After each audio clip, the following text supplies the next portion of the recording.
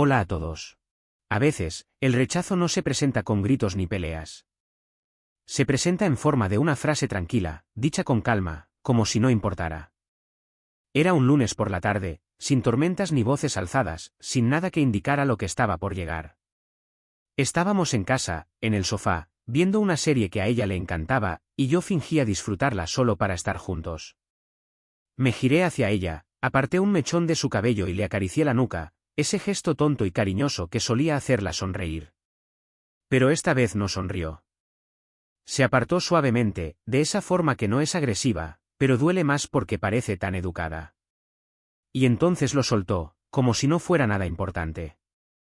Oye, no te ofendas, pero déjame, por favor, necesito mi espacio. No lo entendí, o tal vez no quise entenderlo. Me quedé callado, mirándola con la boca entreabierta, como si sus palabras hubieran sido en otro idioma. ¿Espacio de qué? ¿De nosotros? ¿De mí? Lo dijo mientras seguía mirando la pantalla, sin mirarme, sin darme sus ojos. Me hizo procesarlo solo. Cuando insistí, preguntándole si había algo que no había visto, si estaba molesta por algo, solo dijo que no. Que no era nada grave. Que necesitaba pensar. Estoy rara, solo eso. Necesito estar un poco sola. ¿Sola? Otra frase que suena moderna, pero que tiene un sabor a distancia emocional. No discutí. En ese momento no supe cómo hacerlo. Solo me limité a sentir, a retirarme, a dejarla en el sofá con su serie y su mundo. Fui a la cocina, me serví un vaso de agua, respiré profundamente y esperé que mi pulso bajara. Me sentía humillado, pero sobre todo, confundido. Porque no habíamos discutido, no había un motivo claro. De hecho, esa misma Manlaura la había sorprendido con su desayuno favorito. Yo no era perfecto, pero maldita sea, intentaba hacer lo mejor que podía. ¿Y eso era todo lo que recibía? ¿Espacio? No una conversación. No un tenemos que hablar. Solo distancia. Solo un muro levantado sin previo aviso. Dormimos juntos esa noche, pero sin tocarnos. Ella giró su cuerpo hacia la pared. Yo me quedé mirando el techo, sintiéndome tonto, preguntándome si esto era algo temporal o el inicio de algo mucho más grande, algo que no se podía arreglar.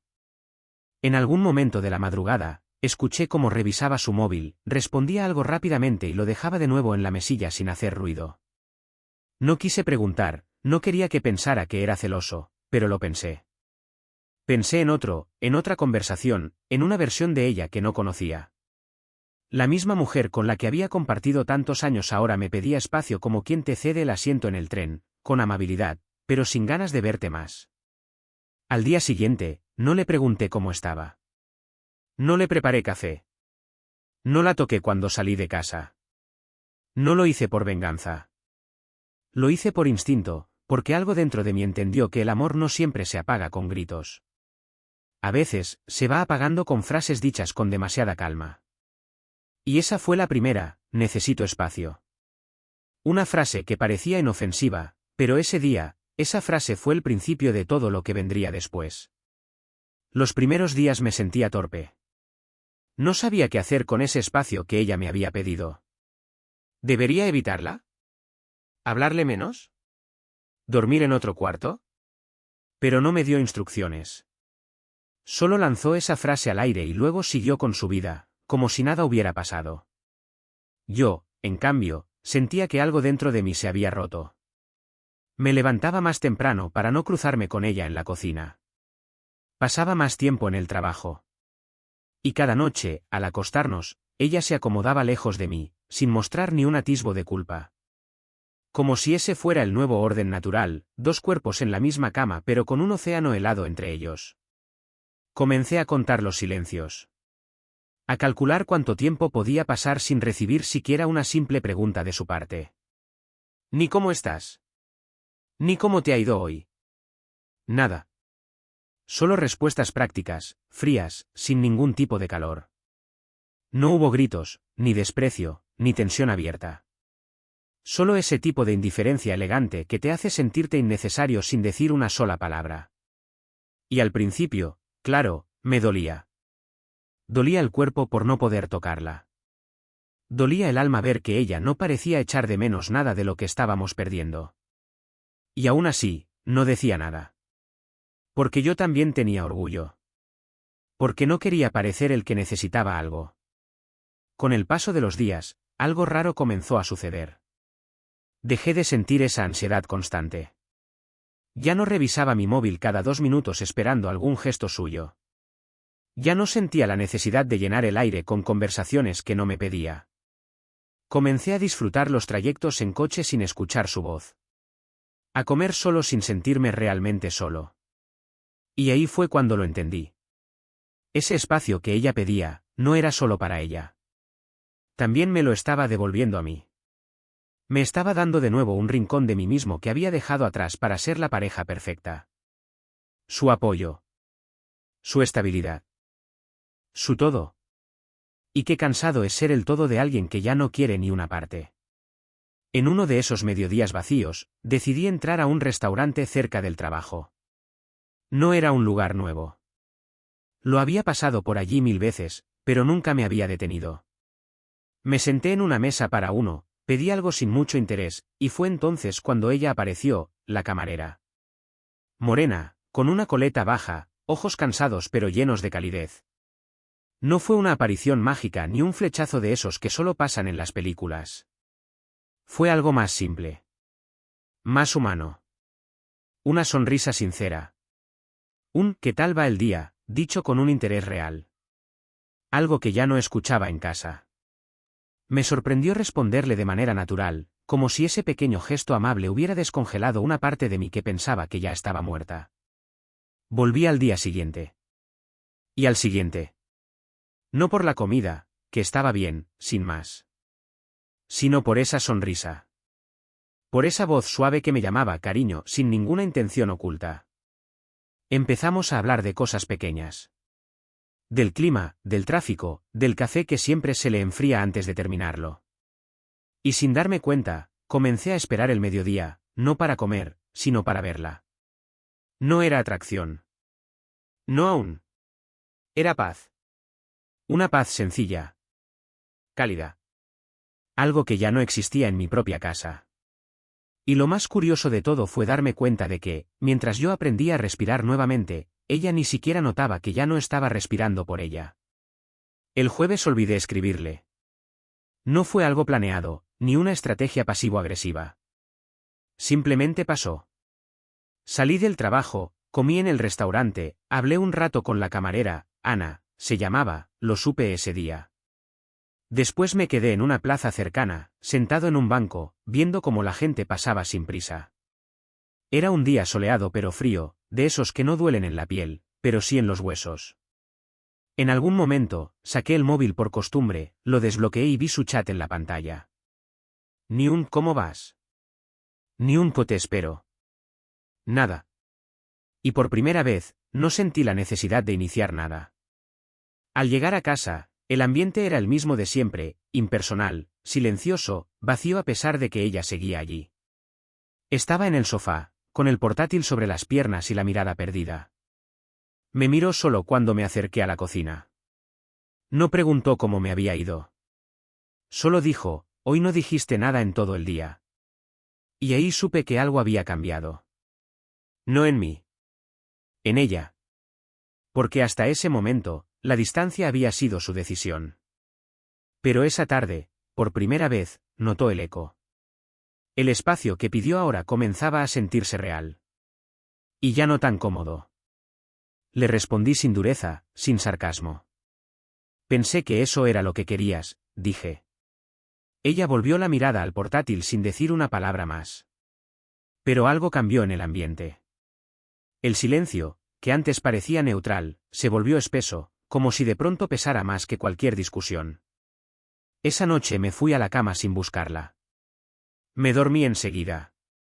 Y ella tardó más de lo habitual en venir al dormitorio. Escuché sus pasos por el pasillo. Escuché cómo suspiraba. Incluso noté su duda antes de meterse en la cama. No me tocó, pero su cuerpo estaba más cerca del mío que en los últimos días. A unos pocos centímetros, tal vez. Y no era por deseo, eso lo supe. Era porque, por primera vez, tenía frío. A la hora siguiente, me escribió a media jornada. Nada profundo. Solo un ¿cómo vas? Le respondí con amabilidad, sin emoción. Le dije que iba a salir a comer, que tenía hambre. No me preguntó dónde iría, ni con quién. No todavía. Pero había algo en esos puntos suspensivos que no eran inocentes. Ese viernes, al volver al restaurante, Laura me recibió con la misma sonrisa de siempre. Me preguntó si había dormido bien. Le conté del insomnio, del café que sabía mal en casa. Ella se rió, y me trajo una taza con un poco de canela. Y fue en ese gesto tan sencillo cuando lo entendí todo, no me estaba enamorando. Me estaba recuperando. Cuando volví a casa esa noche, ella estaba peinada, maquillada, en pijama, pero con ese toque de cuidado innecesario que se nota solo cuando conoces a alguien tan bien como yo la conocía. Me preguntó si quería cenar. Dije que no. Me miró un par de segundos de más, como si intentara leer algo en mi rostro. Pero no encontró nada. Porque ya no había nada que defender. Yo ya no estaba luchando. No por ella. No por lo que fuimos. Y eso, más que mi silencio, fue lo que empezó a descomponerla. No fue un cambio de golpe. Fue algo sutil, como todo con ella. Comenzó con detalles tan pequeños que, si no la hubiera conocido tan bien, habría pensado que eran casualidades. Un café en la encimera a la hora en que solía levantarme. Un mensaje al mediodía, ¿estás bien? Un intento de conversación justo cuando ya me había puesto los auriculares. Pequeños anzuelos lanzados al aire, esperando que yo mordiera. Pero no lo hice. No por orgullo. Tampoco por venganza. Lo que pasa es que, cuando uno empieza a sanar, ya no necesita lo que antes pedía con desesperación. A los pocos días, se hizo más evidente. Una noche, me esperó con la cena servida. Algo que no hacía desde hacía meses. Me senté, comí, le agradecí. Ella me observaba, esperando que dijera algo más. Pero no tenía nada que agregar. No iba a fingir entusiasmo. No después de haber sido tratado como un estorbo emocional durante semanas. Últimamente estás muy callado, dijo, con la voz suave. Solo te estoy dando lo que pediste, respondí sin elevar la voz. Ella sonrió, pero no con alegría. Era esa sonrisa de alguien que se da cuenta de que ya no controla la historia. El siguiente intento fue físico. Una noche, mientras me cepillaba los dientes, entró al baño en silencio, se puso detrás de mí y me abrazó por la espalda. Sus manos en mi abdomen, su rostro en mi hombro. La misma mujer que semanas antes me había retirado un simple gesto de cariño, ahora buscaba contacto como si fuera oxígeno. Yo me quedé quieto. No rechacé el gesto, pero tampoco lo correspondí. Terminé de enjuagarme, le toqué la mano suavemente y salí del baño sin decir nada. No porque no sintiera nada, sino porque ya no confiaba en esa cercanía repentina. No era amor. Era miedo. Miedo a perder lo que no supo cuidar. Empezó a preguntarme por mis horarios. ¿A qué hora salía? ¿Con quién comía? ¿Si estaba yendo mucho a ese restaurante? Mencionó el nombre del lugar como quien pasa por casualidad, como si no le importara. Pero lo dijo con veneno, como quien clava una aguja y espera ver si el otro sangra. Yo me limité a responder con sinceridad, sin ocultar nada. Y esa sinceridad le dolía más que cualquier mentira. Porque lo que antes era distancia, ahora era independencia. Y lo que al principio fue una súplica de su parte, ahora comenzaba a dejarla sola de verdad. Esa Laura me preguntó si quería ver una película juntos. Le dije que no me apetecía. Que tenía sueño. Al día siguiente, volvió a insistir con una cena. Podemos hablar, si quieres. Pero ya no quería. O mejor dicho, ya no necesitaba hablar con ella para sentirme en paz. Pasé semanas intentando entender por qué se alejaba. Ahora, con la distancia ya convertida en costumbre, ella era la que empezaba a tener preguntas. Y yo, ya no tenía respuestas. Esa tarde no volví directamente a casa. Me quedé un rato más en el restaurante, tomando un café con Ana, hablando de cosas sin importancia. Nada profundo, nada comprometido. Pero me sentía bien. ¿Tranquilo? Y eso, después de tanto desgaste emocional, se sentía como oro. Había algo en su forma de mirarme que no era exigencia ni necesidad. Era pura atención. Estaba presente. Y yo, que ya me había acostumbrado a la escasez emocional, empecé a reconocer lo que era sentirse realmente visto. No le dije nada de lo que estaba a punto de hacer. Pero lo decidí en ese instante. No por Ana. Por mí. Porque ya no podía seguir fingiendo ni un día más. Cuando llegué a casa, ella estaba en el comedor, peinada, maquillada, con una cena servida que ya no olía a reconciliación, sino a desesperación. Pensé que podríamos hablar, dijo, tratando de esbozar una sonrisa. Podemos hablar, respondí, dejando las llaves y sin quitarme el abrigo. Se sentó frente a mí, nerviosa, como si el guión se le estuviera deshaciendo entre las manos. Me habló de lo que habíamos sido, de que echaba de menos las cosas simples, de que no entendía por qué se había alejado tanto. Creo que tuve miedo, dijo entre lágrimas.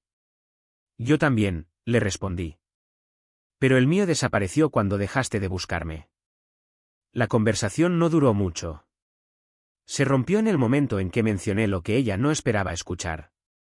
Voy a pedir el divorcio. Ella se quedó en silencio. Luego rió, como si fuera una broma. ¿Qué?